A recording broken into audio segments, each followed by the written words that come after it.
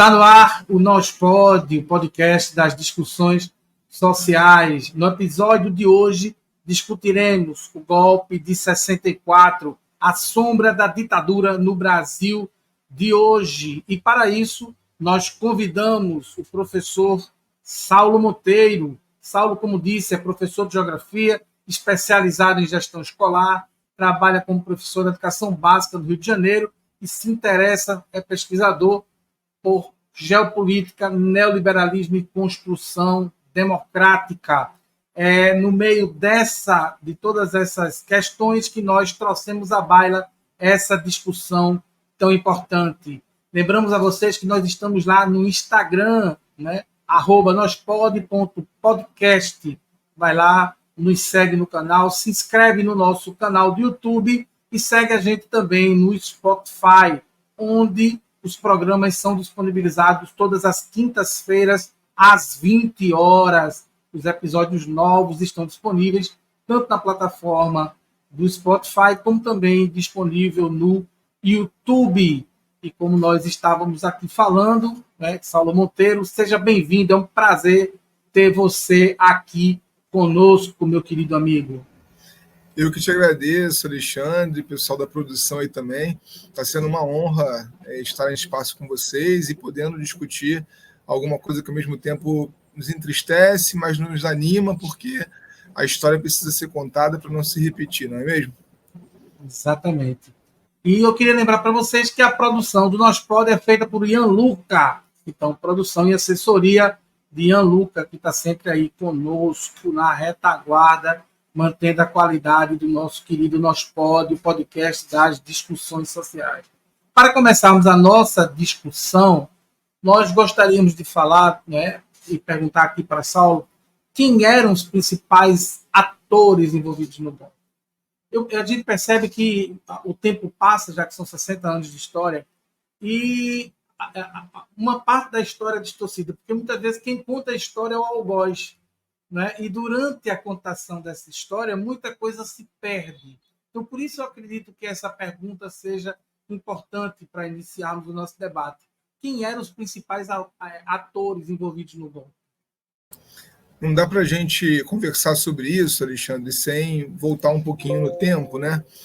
Mas eu vou quebrar o protocolo e começar a minha fala com 2024 mesmo, porque a gente está aqui para defender o que é defensável e criticar, aliás, como o presidente Lula pediu na posse dele, chamando sempre a atenção, né, daquilo que precisa ser feito. A gente tem aí a Comissão de Mortos e Desaparecidos, que foi instituída no Brasil em 95, né, no clímax de um governo neoliberal, que perdeu voz e acabou sendo finalizada nos últimos dias do governo Bolsonaro e que, infelizmente, não foi retomada. A gente precisa fazer essa crítica para começo de conversa no governo Lula, né? Houve toda uma promessa de eventos, de inauguração de museus, e infelizmente há aí, eu acho que isso a gente pode retomar no final, é a maior sombra dos dias de hoje, há uma combinação tácita entre o governo e os militares. Os militares, de um lado, não comemoram o golpe esse ano, e do outro lado o governo não relembra o golpe também,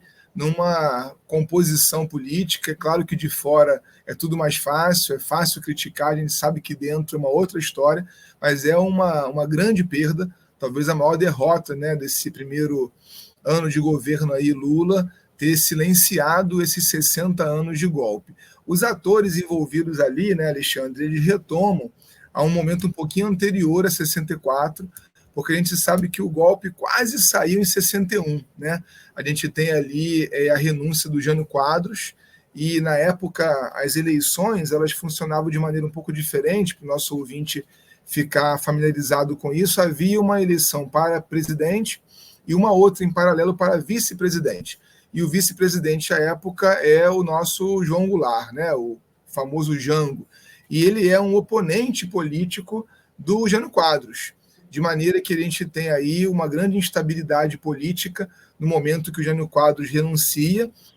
O Jango, nessa época, estava em viagem pela China, o que reproduz até hoje no imaginário brasileiro uma ideia de um Jango comunista. A gente vai precisar retomar isso aqui de vez em quando. Então havia uma crise interna, o militarismo em si tentava se homogeneizar numa perspectiva de golpe que vem, inclusive, se arrastando desde Vargas, né? A gente poderia retomar aqui o suicídio de Vargas para falar desse componente, mas por uma questão de tempo eu vou partir de Jânio Quadros para frente, e o Jango ele fica numa grande dúvida sobre voltar ao Brasil e assumir a presidência ou não. Há um componente de conciliação muito importante na história, que é o Brizola, né? O Jango volta ao Brasil através do Rio Grande do Sul, pelas mãos do Brizola, que vai fazendo uma composição de vários atores políticos institucionais ou não. Por exemplo, o Tancredo, né?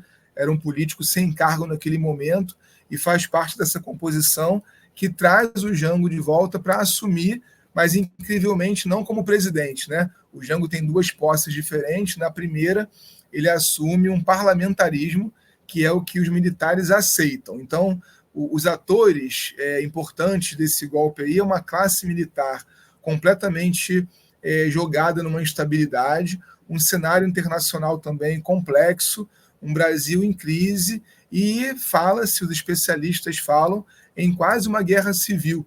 Eu quero citar ao longo do episódio aqui algumas referências, né, que a gente usa para trabalhar esse tema. Por exemplo, um livro muito importante, que não dá para a gente fugir quando debatemos essa questão aí, é o João Goulart, Uma Biografia. É um livro da editora Record, de 2011.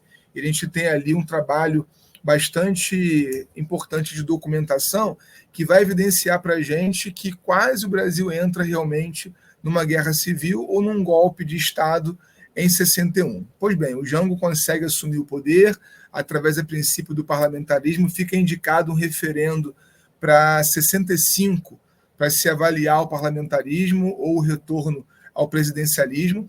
Ele é alguém muito popular nesse momento, ele é o herdeiro político, né, do Vargas. O Vargas tem uma grande importância na produção do Jango, ele chega a ser ministro do Vargas, né, no governo democrático dele, e ele tem 70% de aprovação nesse momento. É um número incrível, né?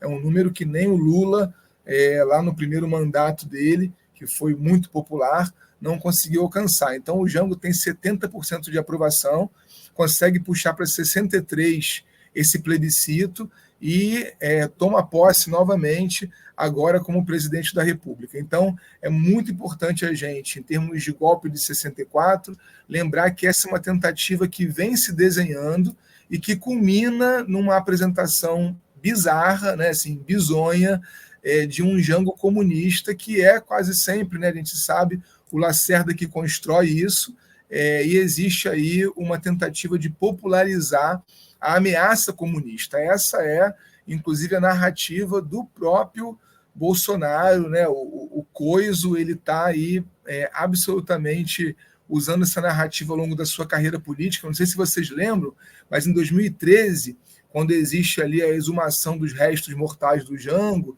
e a tentativa, então, de se refazer a imagem política dele, fazendo justiça ao nome que ele tem na história, né, como presidente, ex-presidente do Brasil, o Bolsonaro, lá no Congresso, é o único a votar contra essa retomada, né, da memória do Jango, não como um comunista, um traidor, mas como alguém que fez parte ali de um momento bastante importante. As reformas de base, como ele chamava, não eram reformas muito radicais, né? Na verdade, o Jango representa ali o PTB, né? Ele nem é do Partido Comunista, e fazia uma composição com a direita defendia, em grande parte, o plano trienal, as reformas de base, como a reforma agrária, por exemplo. O problema não é esse, o problema é que os militares usam essa pecha do Jango comunista para fazer, então, né, essa salvaguarda aí, a tal da Revolução Gloriosa, como alguns deles chamam até hoje. Esse é mais ou menos o cenário em que o golpe vai acontecer, né? A tentativa de uma narrativa de ameaça comunista para então defender o Brasil, né, dessa grande questão. Só os militares teriam a moral, né, e a reprodução cívica deles poderia salvar o Brasil dessa ameaça. É mais ou menos o cenário que a gente encontra pró-golpe, né? Tem um cenário também que eu acho que a gente não pode desprezar, que é que o golpe também ele foi orquestrado e financiado também pelo empresariado brasileiro, né? Pelo menos por uma parte desse empresariado, e por uma parte significativa da mídia também. Então, não é justo a gente dizer que foi apenas um golpe militar, mas um golpe cívico-militar, porque teve uma participação maciça de uma parte da sociedade. Eu sei que eu tenho uma pergunta que a gente vai pontuar essa relação com o presente, mas eu não consigo, me perdoe, não fazer nenhuma ilação sobre essa relação com o presente, porque diz o poeta, eu vejo o futuro repetir o passado, eu vejo um museu de grandes novidades. E quando a gente passa a fazer uma análise mesmo que ela seja superficial daquilo que é o bolsonarismo, a gente vê o quanto há de relação entre 64 e entre o que acontece hoje, e essa perspectiva, essa busca constante, quase louca não, louca a ponto de produzir distopia por um conservadorismo exacerbado, um saudosismo doentio. Você acha que faz sentido isso que eu falei?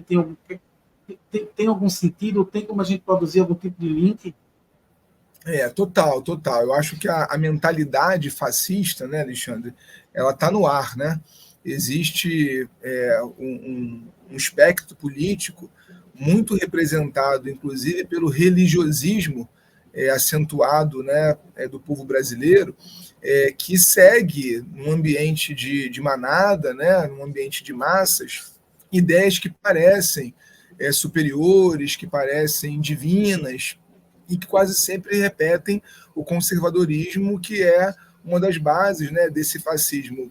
Ainda fazendo um link do que você me pergunta com essa introdução aí acerca do Jango, quando começa esse movimento, né, anticomunismo e essa tentativa muito bem realizada de colocar nele esse rótulo comunista, ele faz os comícios, né? Tem um comício muito famoso de março de 64, às vésperas do golpe. A gente está aqui em março falando de 60 anos. É curioso isso, né? Porque a gente sabe que o golpe foi em 1º de abril, mas acabou ficando 31 de março como a data aí histórica. E num dos comícios ele fala que nem os rosários conseguiriam deter a perspectiva de um Brasil reformado, fazendo uma referência a alguns grupos católicos conservadores, né? E aí, esse comício, os jornais da época estabelecem que 200 mil pessoas estavam ali nos arredores da Central do Brasil ouvindo o Jango, mas uma freira católica se coloca na mídia usando essa frase, né? Essa frase particularmente aí em que ele combate, né, a ideia religiosa, e ela vai levar isso para São Paulo, aí agora na Paulista, fazendo mais um link com a Paulista, né, recentemente ocupada com o pessoal pró-Bolsonaro aí, na tal da Marcha da Família, né? Isso é assim, uma nomenclatura, né, que inclusive acaba se repetindo: Marcha da Família com Deus pela liberdade, né? As faixas vinham escrito verde e amarelo, sem foice e martelo, abaixo os pelegos e os comunistas.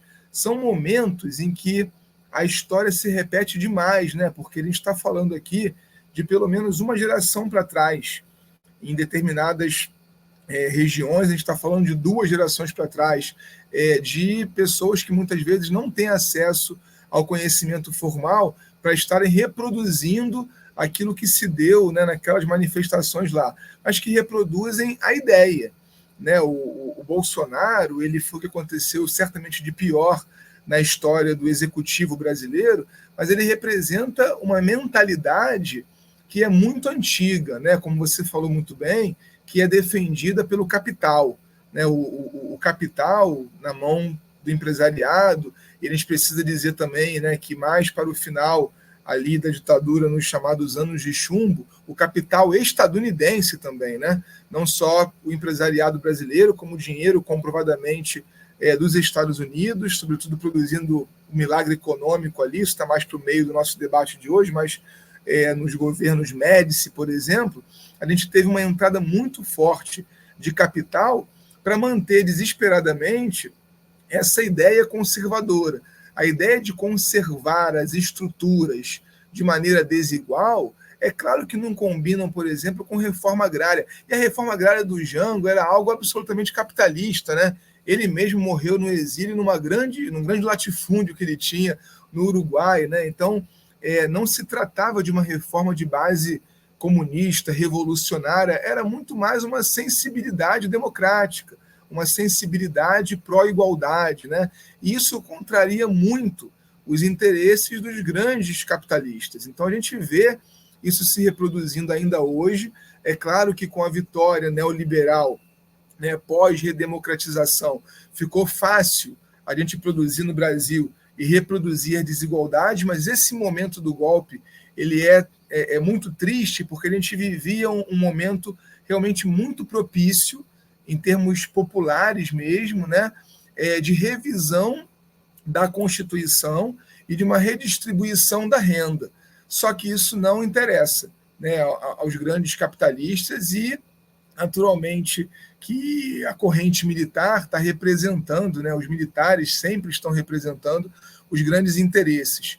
E eles vencem, né, nesse momento, como em outros vários momentos. A gente pode fazer um link, por exemplo, mais tarde, Alexandre, disso com a tentativa de golpe agora de 8 de janeiro, né, que está aí tramitando uma série de inquéritos que mostram que o golpe só não aconteceu porque não havia uma unidade entre os militares. Né? Tá o Gomes Freire denunciando aí que teve ameaça de prisão. Ó, se o Bolsonaro for adiante com a minuta do golpe, ele vai ser preso no dia seguinte. Então, não havia entre as três forças ali uma unidade em torno do golpe, porque se houvesse, eles fariam de novo.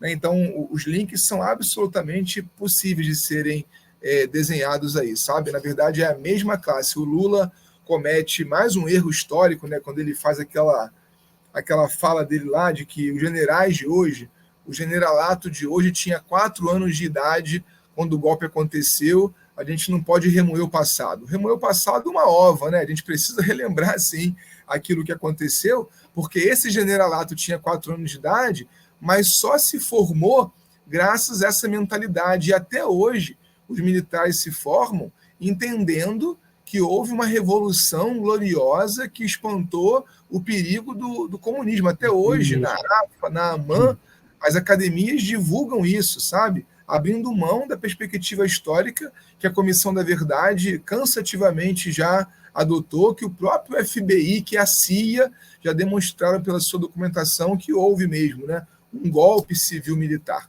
Então a gente precisa fazer os links mesmo, você está certíssimo. É importante a gente falar disso, porque aí a gente coloca todos os atores envolvidos, até para que os militares pudessem se sentir confortáveis naquela prática do golpe. Uma coisa que você fala que para mim é muito importante, porque não há como a gente também não fazer uma análise geopolítica de um caso, mesmo que ele seja no nosso quintal. Porque há sempre uma força imperialista dominadora que tem os interesses e ela precisa fazer com que seus interesses sejam respeitados. E a gente vem vivenciando isso, e a gente já vivemos uma Guerra Fria. Hoje eu acho que as fake news é a nova Guerra Fria. Né? É uma espécie de nova Guerra Fria, onde as pessoas investem dinheiro e investem tempo na produção de conteúdo para poder produzir mentira e transformar mentiras em pós-verdade. E a gente tem vivido essa realidade também. Então, assim, hoje a gente percebe que o golpe, por um lado, a gente falando de hoje, era mais fácil acontecer por conta dessa proliferação de informações serem continuadas muito mais facilmente por conta das redes sociais. Em 64 não tinha isso, né? E aconteceu, né? E mesmo assim não houve uma unidade para que isso pudesse acontecer. Então, a gente vai falar das justificativas do 8 de janeiro, mas eu queria falar das justificativas do golpe de 64 primeiro. Então, quais foram as justificativas apresentadas para que o golpe acontecesse? Nós já discutimos um aqui, mesmo que empiricamente, que foi a questão do comunista, né? Aquele que come fígado de criança e carrega a criança num saco. Né? Agora, a gente tem outros fatores políticos que também são apresentados como justificativos. Eu gostaria que, se possível, você falasse um pouco sobre eles.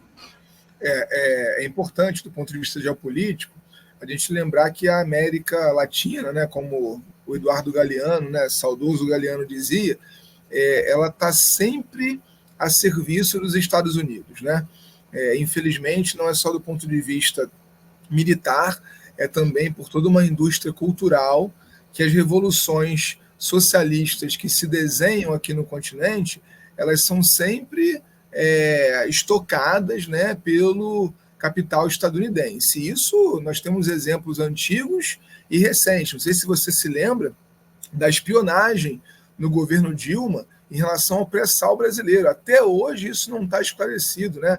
Na época do Obama, inclusive, que a gente costuma defender, né? Inclusive uma parte da classe política à esquerda no Brasil, e o Obama ele estava lá, né, patrocinando espionagem no petróleo brasileiro, porque o interesse estadunidense sempre precisa ficar em primeiro lugar. Então, não houve ditadura só no Brasil, né? A gente não pode analisar esse cenário só de maneira doméstica. Houve ditadura na Argentina, no Chile, né? O Chile, que foi um grande país na época de Allende, que coincide com o exílio de importantes personalidades brasileiras. O Chile foi um ambiente muito fértil, né, para intelectuais, atores, cantores, né, produtores de pensamento. A gente vai citar alguns deles mais no meio da nossa conversa aqui.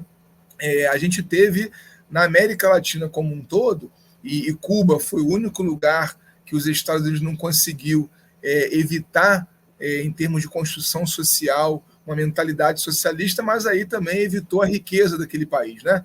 Fez lá o bloqueio econômico e acabou praticamente com o cenário internacional possível, né, de ascensão de Cuba. Então, o capital estadunidense vem para fortalecer a ditadura e a mentalidade de direita, a mentalidade conservadora, porque isso mantém o Brasil, como todos esses outros países que a gente citou rapidamente aí, como escravos do ponto de vista econômico, né, dependentes de tecnologia dos Estados Unidos. Eu acho que eu estou adiantando um pouco algo que eu pensei em falar mais para o final, mas o chamado milagre econômico, ele produz no Brasil, hoje é definido, né, como historicamente correto entender o milagre econômico como produtor da década perdida.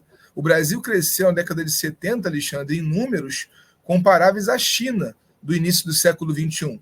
Mas é claro, né, cresceu graças a empréstimos tomados dos Estados Unidos, que na década de 80 precisavam ser pagos, né? A dívida externa brasileira, ela foi paga lá na metade do primeiro mandato do Lula, né? A gente está falando aí de 25, 28 anos de pagamento de juros.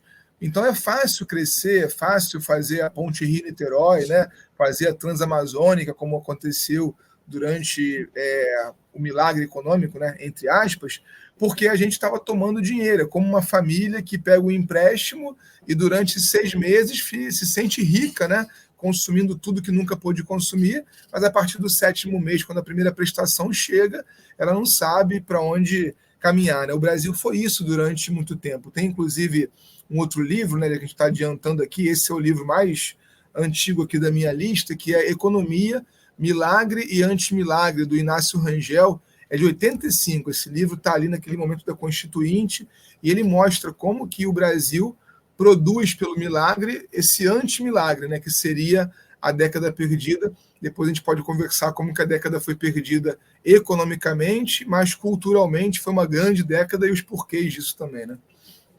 Eu queria trazer, a partir da tua fala, lembrar, fazer um recorte de lembrança, né, para os mais jovens que nos escutarem, que não sabem o que é FMI, né, que é o Fundo Monetário Internacional. Hoje, a gente negocia com o Congresso o que é que a gente pode gastar com o povo, porque o Congresso não quer deixar gasto com o povo. Essa é a realidade. O FMI hoje é o povo, é o Congresso, perdão, né, que, com as emendas parlamentares e tal. Mas vinha uma equipe do FMI para cá todo ano, construir o orçamento brasileiro, ou seja, dizer com que e onde a gente podia gastar o dinheiro, porque tinha que sobrar o dinheiro de pelo menos pagar os juros. Então, nós não podíamos crescer porque a gente não tinha como investir. Eu tenho 51 anos de idade, eu me lembro de estados falidos, de governo de estados que deviam ao funcionário público, município também que não tinha essa arrecadação. E hoje a gente percebe que nesses 20 e poucos anos, essa ação de não ter mais o FMI, a gente sai de pegar dinheiro com o FMI e é um dos fundadores do BRICS. Quer dizer, a gente vira uma realidade, a gente produz superávit, né, no governo Lula, no governo Dilma e até já, né? Eu estava vendo uma análise do de Haddad à frente da economia e do quanto ele tem conseguido produzir superávit, cobrando de quem tem que cobrar e tentando afrouxar de quem precisa pagar menos imposto. Então, isso é uma coisa importante porque a política econômica ela também é utilizada como ferramenta de manutenção para insatisfação popular, para que essa grita dê nome e dê luz e dê força a esse tipo de ação como o golpe militar. Eu só queria trazer essa lembrança que me veio, porque você é bem mais jovem que eu, né? Talvez você não tenha pego a vivência disso, assim, sabe? De faltar carne no açougue, de faltar leite. Isso foi uma coisa que eu vivi, eu me lembro muito disso. É uma coisa que os estados quebrados e faltava dinheiro para poder pagar funcionário público. Isso é uma coisa que me é recorrente nessa década de 80, por conta também desses juros exorbitantes que nós pagávamos ao Fundo Monetário Internacional. Isso, inclusive, mesmo depois, né, da redemocratização, naquele governo Sarney, o preço do pãozinho mudava, né, 2, 3 vezes ao dia, por conta da inflação, as moedas mudavam, né? Eu tenho saudade, Alexandre, eu acho que é um momento bom de fazer esse parênteses, de quando o nosso inimigo era o neoliberalismo, né, e não a extrema-direita, porque eu sou da geração que, na escola técnica, fez greve para lutar contra Paulo Renato, né, ministro da Educação do FHC, ali naquele momento de LDB, né? É muito bom ter como inimigo essa gente que, na verdade, também é inimigo da ditadura. A gente precisa lembrar, né? O FHC, ele é um grande entusiasta de Celso Furtado, né? Celso Furtado era um famoso e reconhecido economista que assinou o plano do Jango para aquela reforma de base lá. Então, o FHC, ele é exilado, né? Depois volta ao Brasil para assumir uma cátedra na USP, se eu não me engano, e ele é aposentado compulsoriamente por um dos atos institucionais e não pode, né, mais atuar, isso vai se dar só depois lá na anistia, né? Então, nesse momento de polarização PT-PSDB, que a gente viveu há alguns anos atrás, a gente tem espaço para discutir democracia, e eu quero lembrar aos teus ouvintes, democracia capitalista, né? Porque não há no Brasil, ao contrário do que a narrativa hoje tenta produzir, uma extrema esquerda, nem de longe não existe extrema esquerda no Brasil, porque não tem comunista, né, lutando por praticamente nada aqui. O PT é hoje reconhecido pelos mais importantes analistas políticos como um partido de centro, né, como um partido que faz uma composição para que a institucionalidade brasileira seja possível. E isso com alguma sensibilidade social, né? Procurando fazer distribuição de renda, procurando taxar, né, certas classes para poder trocar, então, isso por moeda e consumo em outras classes, fazendo política de cotas para, de alguma forma, procurar devolver historicamente aquilo que foi tomado, né, de certas populações, como, por exemplo, o preto no Brasil. Então, não existe nada, né, a esquerda comunista, que tanto na época quanto hoje se determina como o grande risco, né, que o Brasil corre, ela não existe. A gente está muito bem acomodado dentro de uma economia capitalista, né? Se você vai conversar com um marxista, Alexandre, chamar Haddad de esquerda, o marxista desiste, ele fecha aqui o microfone, vai embora e não volta para conversar, porque a gente está falando de uma composição junto com o empresariado que atende aos interesses do capital, mas que sobre dentro desse interesse do capital um jeito de você aumentar o salário mínimo, de você diminuir a cesta básica, de você fazer o preço da carne e do combustível viáveis, né, para as classes pobres, de você dar voz à periferia. Então é muito pouco. Aquilo que a gente hoje tem no governo Lula 3 é muito pouco possível, né, por conta, inclusive, disso que você falou, da composição hoje das duas casas do Congresso Nacional. A gente tem hoje um presidente do Senado que vai ao microfone exigir que o presidente da República faça uma correção na sua fala porque chamou o que acontece em Gaza de genocídio, né? É um abuso do legislativo sobre o executivo, não só no caso, como você falou bem, né, das emendas e da maneira como se trabalha ali. Outro que a gente tem saudade de ser inimigo é o Rodrigo Maia, né? O Rodrigo Maia colocou, durante o tempo que ele ficou no Congresso, menos emendas do que hoje o Lira já fez, né? 2, 3 vezes mais, né? Então, a gente tem uma composição onde a governabilidade é muito difícil e só é conquistada em bases capitalistas. Então, não existe a discussão no Brasil, nunca existiu, né? Mas assim, já houve um momento em que o Partido Comunista foi forte, já houve guerrilha, né? Já houve sequestro de embaixador. Hoje nem isso, não existe esse risco, né? Aí os inimigos, como você falou, pela fake news, vão sendo transformados, né? Ideologia de gênero. Eu estava ouvindo um podcast, não sei se você conhece, Medo e Delírio em Brasília, da Central 3, é muito bom, eu recomendo. Eles estavam reproduzindo um trecho da Michelle, né? Que agora parece ser a aposta aí da extrema-direita para as próximas eleições, em que ela claramente estava vinculando de novo, né? O demônio, a ideologia de gênero, a esquerda. É o novo fantasma, né? Se havia um fantasma no comunismo, agora o fantasma é o banheiro unissex na escola, né? O fantasma é a ideologia de gênero. Exatamente. Uma madeira de piroca. Pois é. E essas questões elegem presidentes. A gente viu, prendem presidentes, né? Através da República de Curitiba lá, via Moro, e elege presidente. Fake news hoje, já houve uma virada, a gente sabe que no Brasil a televisão já deixou de ser a mídia mais importante, né, para a propaganda eleitoral, hoje é a internet, e na internet a produção de fake news é muito fácil, muito fluida, a gente precisa realmente debater muito para conseguir capturar certa parte da população que vota realmente a partir de notícias falsas e que são essas notícias que produzem a possibilidade de golpe. Como você falou, não aconteceu agora, porque, por um lado, a gente tem a internet produzindo narrativas falsas mais facilmente, mas, por outro lado, todo mundo está sendo gravado, né? Mole, você tem lá um CID filmando uma reunião ministerial, né, que vai vazar, e esses generais devem morrer de medo, né, das grandes controvérsias que eles apresentam, e a família tradicional brasileira que eles divulgam, que é uma grande mentira, porque eles gostam tanto da família tradicional que eles têm 3, 4 por aí, né? Então, quando eles têm o medo de serem motivo de divulgação, aí acaba que isso segura um pouquinho, né? Por incrível que pareça, é a internet, de novo, que pode nos dar a possibilidade de uma contra-revolução, né? Para a gente chamar Lula de comunista, Lula é no máximo social-democrata. Né? No máximo, das hipóteses social-democráticas.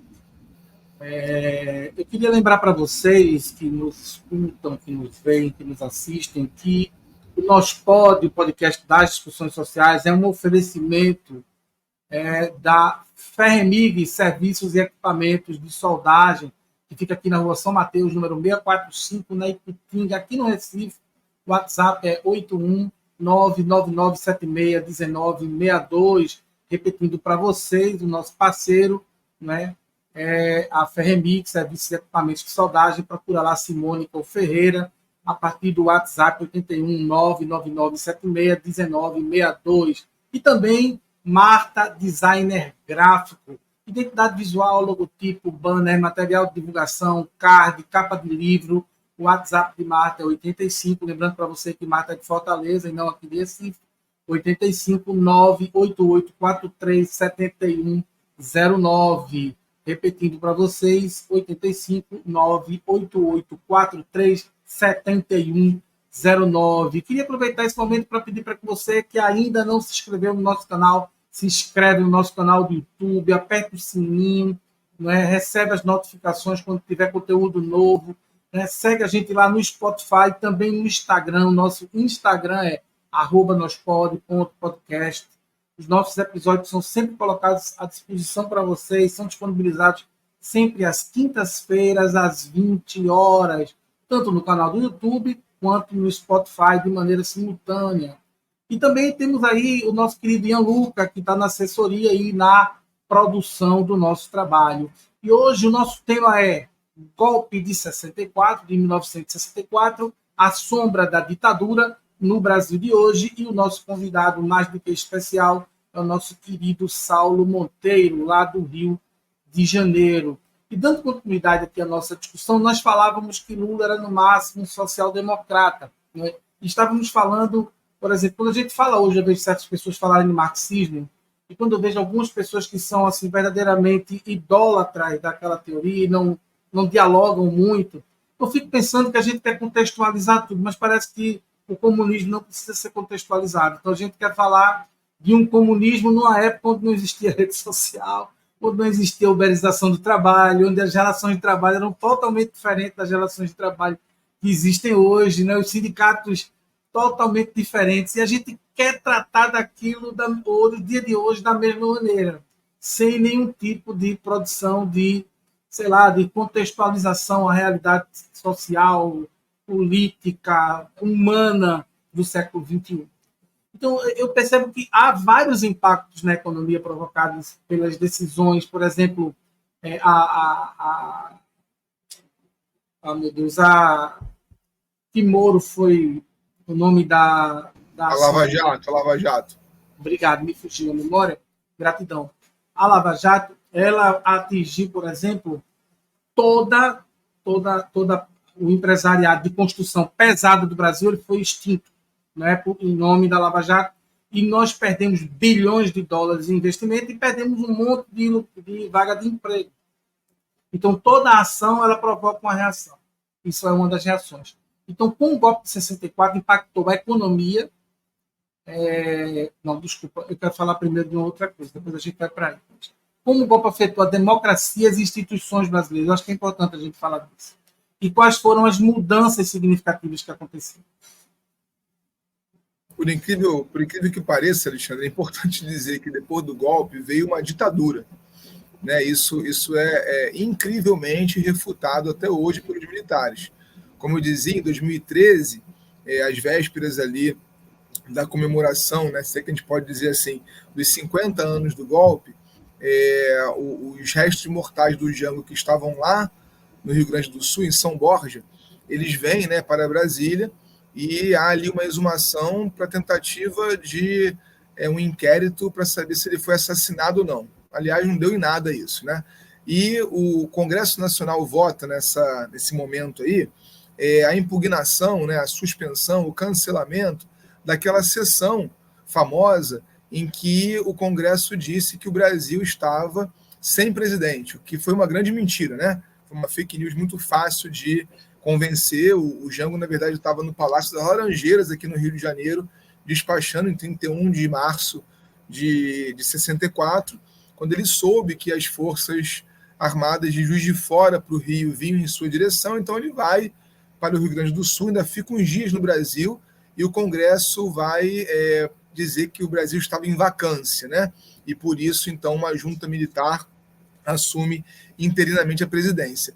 Todos os deputados federais naquele momento, são 513, né? 512 votaram a favor do cancelamento daquela sessão. Uma coisa que é raríssima no Brasil, cancelar uma sessão do Congresso. Qual foi o único deputado que disse que não podia cancelar a sessão? Jair Messias Bolsonaro, né? E ele falou uma coisa que é muito importante para te responder. Ele disse: não dá para fechar os olhos com uma questão infantil dessas. A Revolução Gloriosa defendeu o Brasil de um regime ditatorial. Tem gente no Brasil, e não é pouca gente, que entende que o golpe militar trouxe a democracia possível naquele momento, protegendo o Brasil de uma ditadura. Só que o Brasil estava entrando naquele momento numa ditadura, que só foi se aprofundando com os chamados atos institucionais. Então, em termos de instituições brasileiras, a gente precisa entender que durante 20 anos, precisamente durante 21 anos, o Brasil foi marcado por autoritarismo e regime de exceção. Só que essa ditadura criava uma fachada democrática, tentando se legitimar. Por exemplo, uma grande fachada foi a tentativa de manter o bipartidarismo, né, como é até hoje nos Estados Unidos. Então, criou-se ali a possibilidade para que houvesse uma oposição autorizada. A gente não é autoritário, tem até partido político, né, e os partidos políticos vão se reunir numa frente aqui que vai se opor a gente. E isso só acontecia até onde o regime queria. Até porque o Congresso foi fechado inúmeras vezes durante o regime. E para eleições presidenciais, que havia eleições, né, quando estava perto de alguma derrota, mudava-se a regra do jogo, como inclusive o AI-4 veio para mudar a própria Constituição brasileira, para que o jogo então ficasse a favor do regime. Então é muito importante dizer que as instituições passaram a ser controladas pelo executivo. Inclusive o legislativo estava controlado todo nas mãos do executivo. Então houve uma ditadura, é o óbvio, mas a gente precisa dizer o óbvio, né? Houve uma ditadura que tentou passar como democracia, e aí você deve ter, aí no Recife, eu tenho vários conhecidos aqui da geração dos meus pais no Rio de Janeiro, que disseram, mas pelo menos durante aquele tempo, a vida era segura e economicamente estável. Isso daí mereceu várias teses de doutorado, muitos livros foram escritos sobre o assunto, porque a ditadura passava uma imagem como o exército estava na rua para controlar o povo, né, e levar para a casa da vovó, né, que era assim chamado o espaço de tortura, né, que o departamento do governo do Estado brasileiro mantinha aqui no Rio de Janeiro. Havia tanto controle popular que, para aqueles que estavam desatentos, o exército na rua parecia ser um espaço de segurança, né? Você tinha um controle, por exemplo, social, não tinha assalto na rua de repente, mas o que estava acontecendo nas fronteiras? Alinhamento completo com o tráfico de drogas, e foi um momento de entrada de arma, né, de entorpecentes no Brasil nunca antes visto. As fronteiras estavam vendidas, né? O Exército Brasileiro vendeu as fronteiras brasileiras e entrou, então, não só materialmente falando, né, aquilo que o tráfico veio a usar depois, como também se criou no Brasil, na periferização que o Brasil viveu nesse momento, um espaço super adequado para que, então, na década de 80, depois explodindo na década de 90, o tráfico de drogas, né, fizesse o estrago que fez nas grandes cidades brasileiras, falando sobre Rio de Janeiro e São Paulo, que a gente conhece um pouquinho mais. A gente teve aí, né, o nascimento do Comando Vermelho por aqui e do PCC lá em São Paulo. Tudo isso está profundamente ligado ao movimento institucional que a ditadura brasileira oferece, né, que a ditadura militar brasileira oferece em termos de estrutura das instituições. Eu não preciso nem falar sobre o AI-5, né, que foi quando houve o ponto alto, né, dessa violência do Estado brasileiro, e muita gente realmente morreu, teve seu direito político cassado, né? Houve aí toda uma desestruturação da polícia, da política, do legislativo, do judiciário, que não julgava absolutamente nada que não passasse pelas mãos dos militares. Então, as instituições elas ficam irrecuperáveis, né? Quando a gente fala de redemocratização, naquele trabalho imenso ali, né, feito pelo Ulisses no Congresso Nacional, a gente está falando de uma tentativa de primeiro entender a necessidade do ódio à ditadura, né? Uma campanha famosa da época e que é incrível, né, que a gente hoje tenha problemas para dizer isso, mas é o PMDB, né, que nasce ali na redemocratização, que puxa essa campanha do ódio e nojo à ditadura. Não tem redemocratização possível sem antes você fazer um reconhecimento de como que as instituições falem completamente, né? A falência das instituições durante, sobretudo, a década de 70, né, os anos de chumbo, a repressão muito maior no Brasil. Então, é a desinstitucionalização de um país inteiro. É isso que representa a ditadura, para te responder em poucas palavras. É engraçado porque a gente vive hoje essa questão da taxa Selic, por exemplo, a gente o tempo todo em busca que ela baixe mais. O Brasil é um dos países com o maior índice de taxa Selic do mundo. E aí a gente vê a inflação da Argentina e a inflação que a gente vivia na época da ditadura. E as pessoas falam de uma realidade que eu não sei qual é exatamente a realidade, porque quando a gente lê qualquer livro histórico, né, livro de história, livro sério, a gente vai ver que não é verdade que nós vivíamos no mundo, né, de Alice, de Bob, porque a inflação era muito grande a violência também existia, porque existia fome. Só que eu acredito que as redes sociais ela tenha trazido à tona essa coisa que você falou muito bem da periferização, ela mostrou a chaga da periferização. Então a gente vê o racismo, hoje a gente consegue ver, por exemplo, um assediador ser filmado, como foi lá naquele elevador do Ceará, não é? Um abusador de mulheres, como aquele cidadão lá foi, se é que a gente pode chamar de cidadão. Então hoje a gente consegue gravar uma pessoa sendo racista, e naquela época você não tinha esse direito. Então a sensação que se transmitia é uma distopia, porque ela não condiz com a realidade político-social condizente, né, com aquele momento. Mas para a gente dar continuidade, a gente estava falando já, porque a gente está falando de economia, acho importante a gente trocar, nem que seja superficialmente sobre isso, porque o golpe impacta diretamente na economia, na cultura e na educação do Brasil. Principalmente, assim, a gente percebe, é tão estranho a gente falar disso, você da educação também, a gente vê a LDB, o que foi feito com a LDB no governo Bolsonaro. Né? A forma com que a educação é tratada, você vê Nicolas Ferreira na Comissão de Educação no Congresso, aquilo é aviltante, né? Você vê aquilo ali. Mas a gente percebe que houve também uma influência na produção dessa galera que hoje defende o que eles falam. Eu estudei Organização Social e Política do Brasil, OSPB, Educação Moral e Cívica, eram disciplinas da escola. Né? Você era obrigado a estudar o que estava colocado aí, entendeu? Então, isso é meio complexo. Então, como é que o golpe de 64, de 1964, impactou a economia, a cultura e a educação no Brasil? Essa pergunta é a melhor de todas, né? É pena que o tempo nunca dá conta, né? A gente, antes de falar sobre o fascismo, a gente sempre tem que estudar, no campo da psicologia, inclusive, a mentalidade fascista, né? E a mentalidade fascista no Brasil teve um reforço muito grande, ela sempre existiu, mas teve um reforço muito grande nesse momento da ditadura, porque partiu-se do princípio que realmente só era brasileiro quem apoiasse o golpe. Né? Uma das campanhas mais famosas era Brasil, ame ou deixe.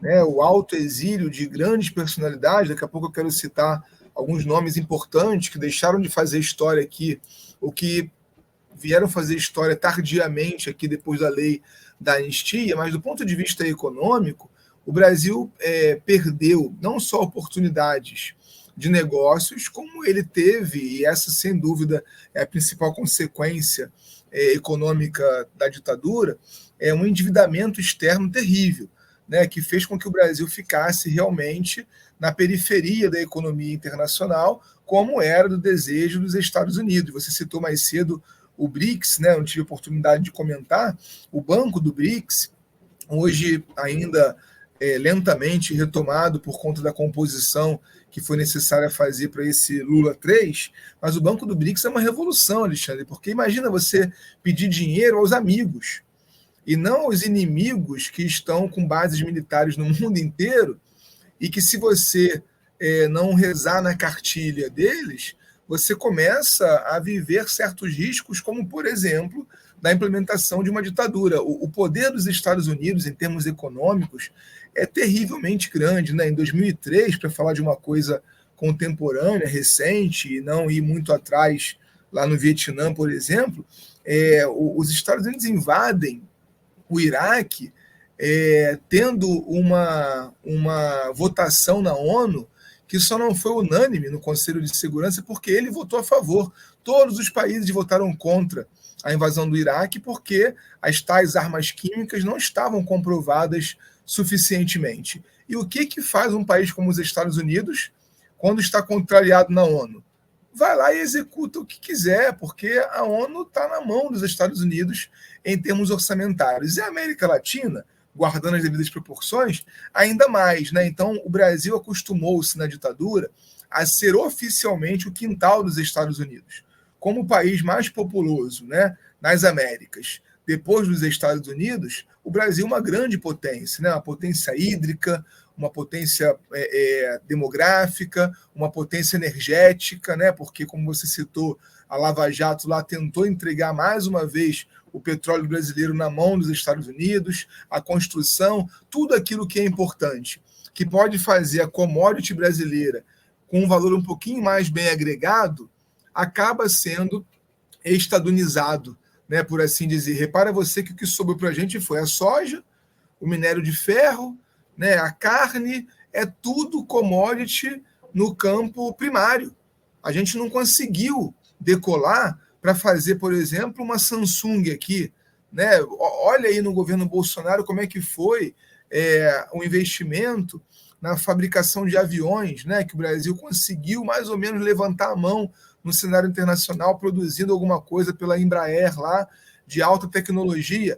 Não decola, não decola. E os militares fizeram isso, né? Conseguiram manter o dinheiro do empresariado brasileiro todo na agricultura, mantendo um campo absolutamente injusto, demarcado, né? Violentando reservas indígenas, expropriando absolutamente o campesinato brasileiro e mantendo, então, a roda girando só dentro daquelas classes, daquelas 10 famílias, né, que são até hoje detentoras do Brasil e que o PIB de 70%, 80% está girando ali entre elas. Isso é uma dívida, mais uma vez, histórica da época da ditadura. Né? A gente teve um grande nome aí, que eu acho que eu já falei bastante dele hoje, que é o Jango, tentando reformar a base dessa economia, ainda e mais uma vez sob bases capitalistas, é importante que se diga, e isso, infelizmente, não foi vivido aqui, porque as elites brasileiras, e o militarismo está nessa composição aí, ela é muito gananciosa e ela não permite realmente que outras classes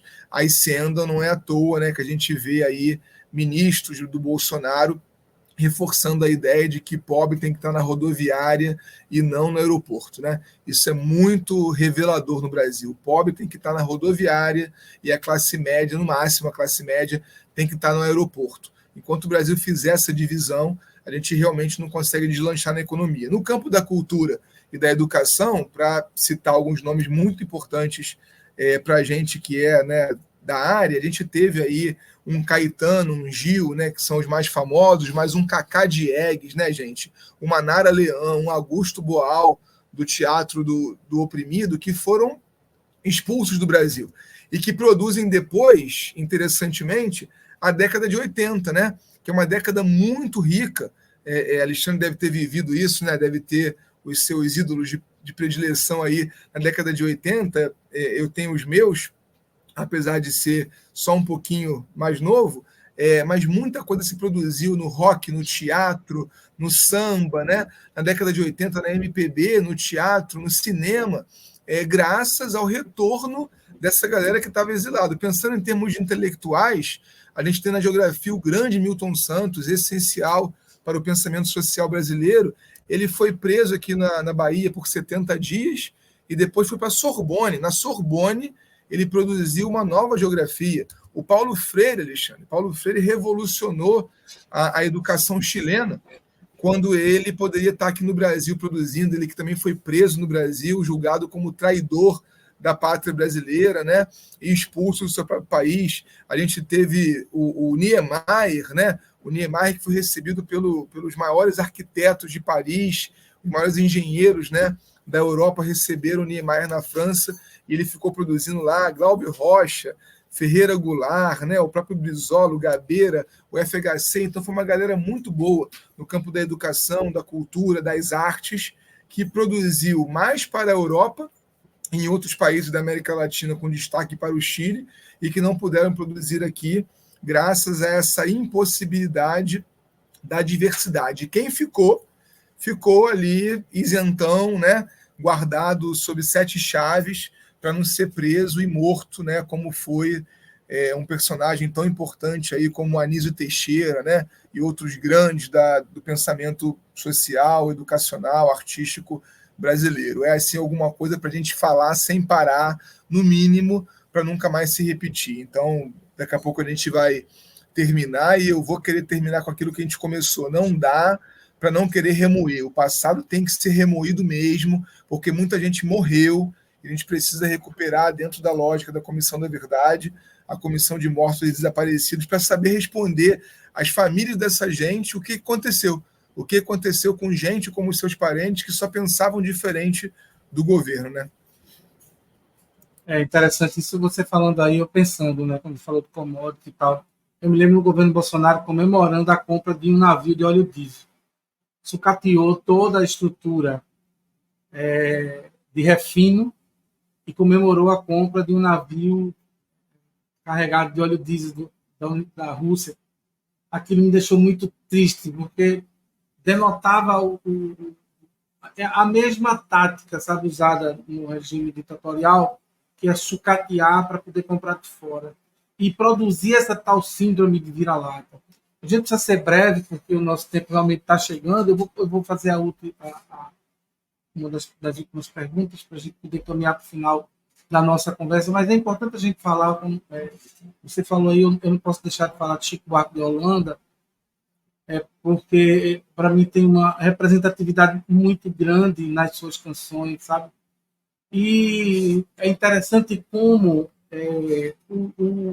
os ditadores, os autocratas, eles são os fascistas, eles são contra a vida e são contra a cultura, né? São contra a ciência.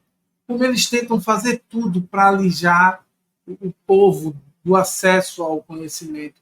Me lembro do governo Bolsonaro, quando o Weintraub, o ministro, disse que ele não tinha dinheiro para fazer filosofia ou história.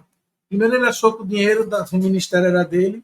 Segundo, ele desclassifica totalmente o estudo da história e da filosofia. Então, para ele, não era importante. Filho de pobre tem que fazer curso técnico, segundo ele.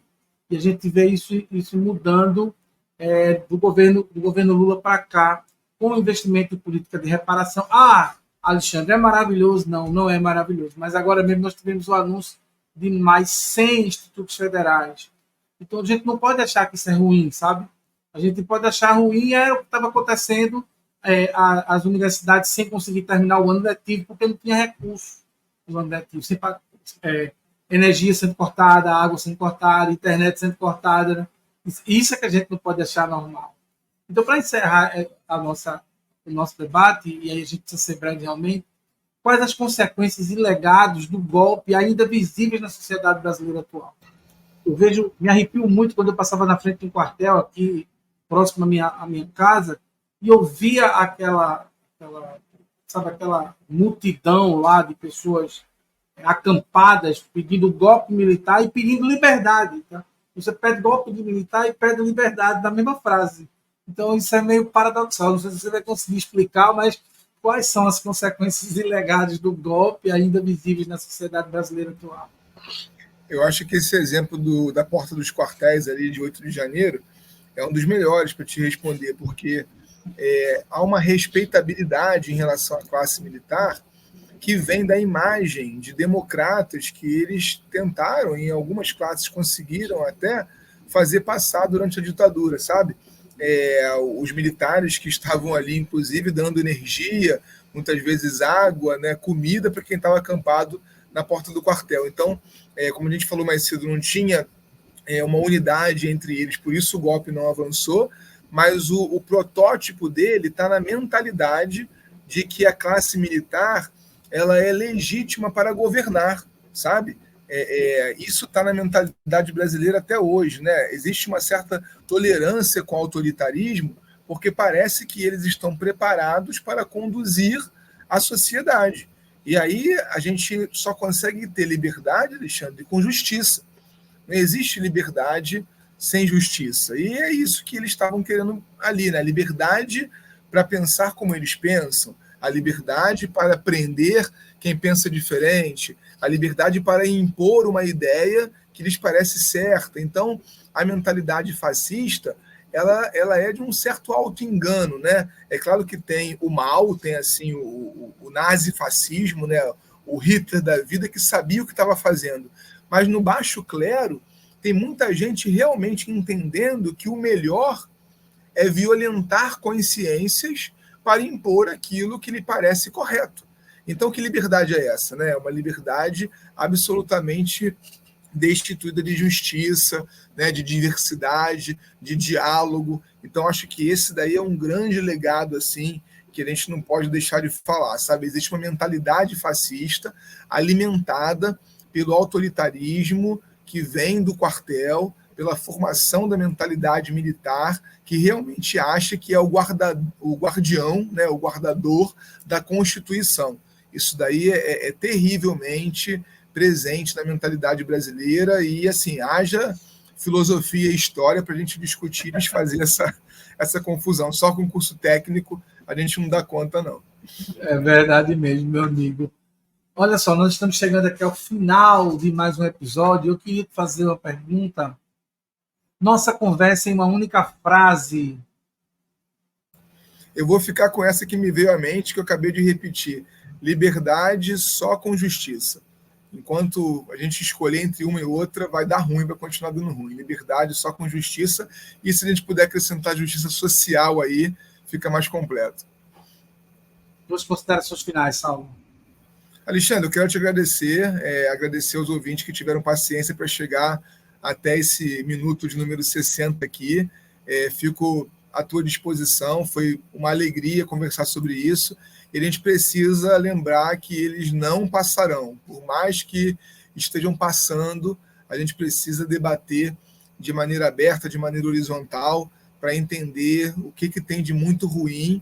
E os militares têm que chegar ao momento no Brasil de fazer a meia-culpa, né? Não pode ter militar mais comemorando 64. Eles precisam fazer como em vários outros países latinos já aconteceu, ir à televisão, ir à mídia, ir à internet e dizer, aquilo é um episódio terrível da nossa história e que a gente precisa superar. Enquanto isso não for feito, a gente precisa de luta, a gente precisa de justiça, a gente precisa de comissões para que a gente possa debater o que aconteceu e, quem sabe, evitar que isso se repita, porque está aí, né? A mentalidade está no ar. Gratidão, Saulo. Prazer te receber aqui. Gratidão a Ian, que é o nosso assessor e produtor aqui do Nós Pode. Esse foi o Nós Pode, o podcast das discussões sociais, e até o nosso próximo encontro.